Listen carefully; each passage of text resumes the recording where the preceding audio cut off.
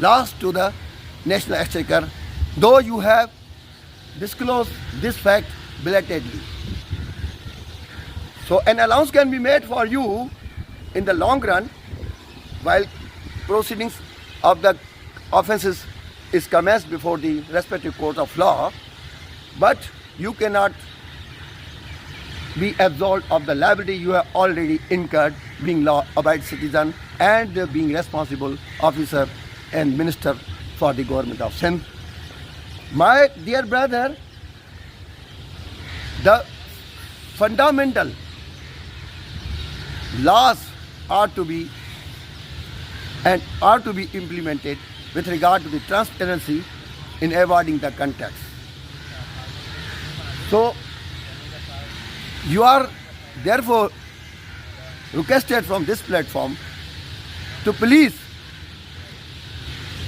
openly declare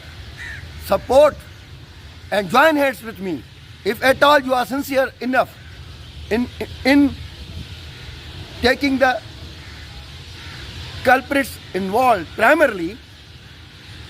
responsible to task. So join hands with me and appear before the respective magistrate where I intend to file a direct complaint, because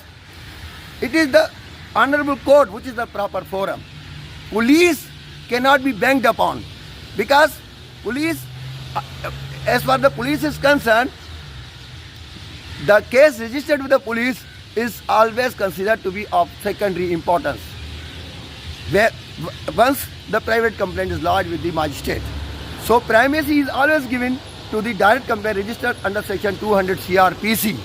So in order to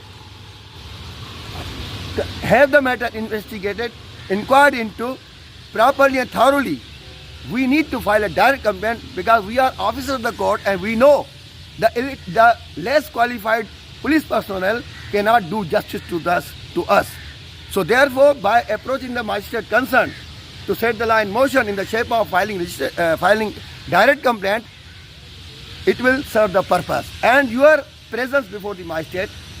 of your own or on my request will go a long way in threshing out all the legal and factual controversies involved and taking to task all the culprits, whether elected or unelected, who had been in hand gloves with one another in causing colossal loss to the national, to the public exchequer. So my dear brother, you shall do contact with me, and my number